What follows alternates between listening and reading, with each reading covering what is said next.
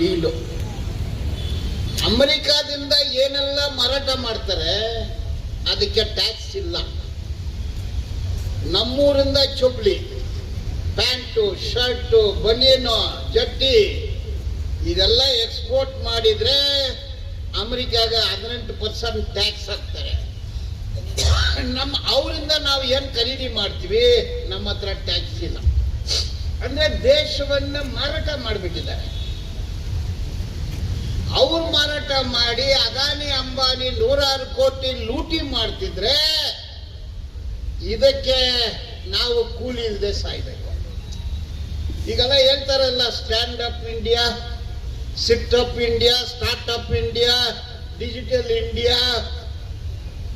ಏನಿದೆಲ್ಲ ಡಿಜಿಟಲ್? ಇದೆಲ್ಲ Epstein file ಅಲ್ಲಿ ಇದೆ.